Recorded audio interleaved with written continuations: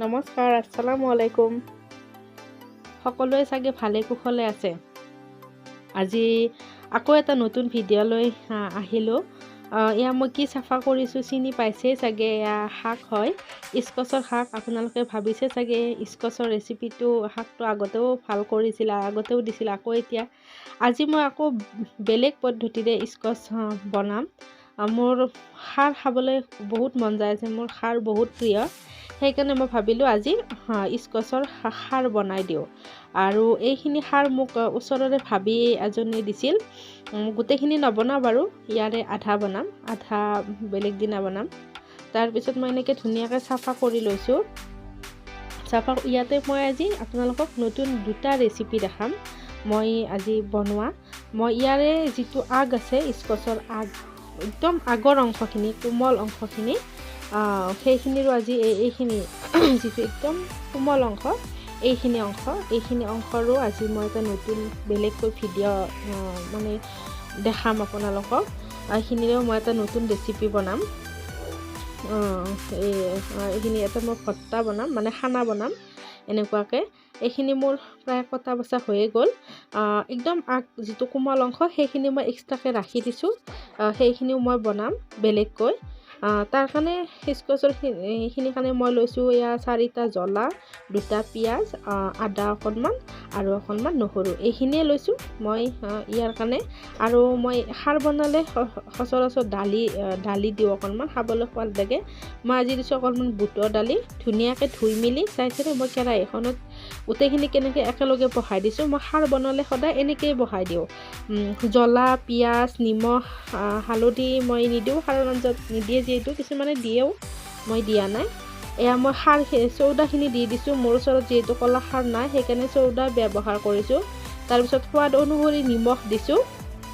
মোৰ অকণমান তেল দিছোঁ, মিঠাতেল খুন্দি থোৱা মই এয়া আদা নহৰু পেষ্টখিনি দি এতিয়া গেছটো অন কৰিছোঁ। এতিয়াহে একেলগে গোটেইখিনি বহাই এয়া চাওকচোন অকণমান ফেন আহিছে।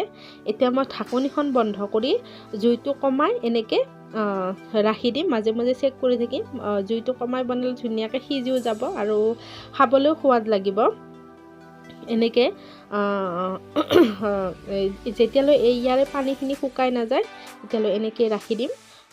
তাৰপিছত মই এই আগখিনি মই যে ক'লোঁ নতুনকৈ বনাম, এটা বেলেগ ৰেচিপি, সেইখিনি মই ধুনীয়াকৈ ধুই মেলি এটা বাতিত এনেকৈ লৈ লৈছোঁ। কুকাৰত এয়া চাউল ধুই থৈছোঁ, তাত মই বাতিটো ওপৰত এনেকৈ বহাই ঢাকনিখন বন্ধ কৰি এতিয়া মই হুইচেল যাব দিম।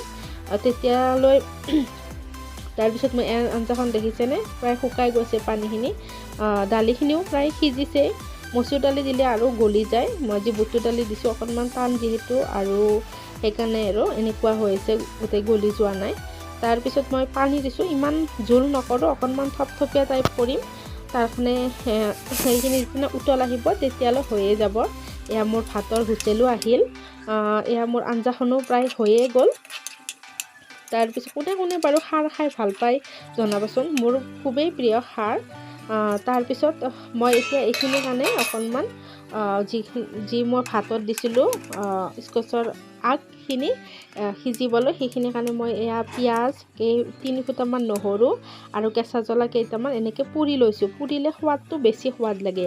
আৰু পিঁয়াজ আৰু নহৰু বাকলি যিহেতুকে নুপুৰে, সেইকাৰণে বাকলিখিনি গুচাই মই এনেকৈ পুৰি লৈছোঁ। এনেকৈ পুৰি ল'লে পিঁয়াজখিনি কাটাত অলপমান অসুবিধা হয়, কিন্তু খাবলৈ বেছি সোৱাদ লাগে।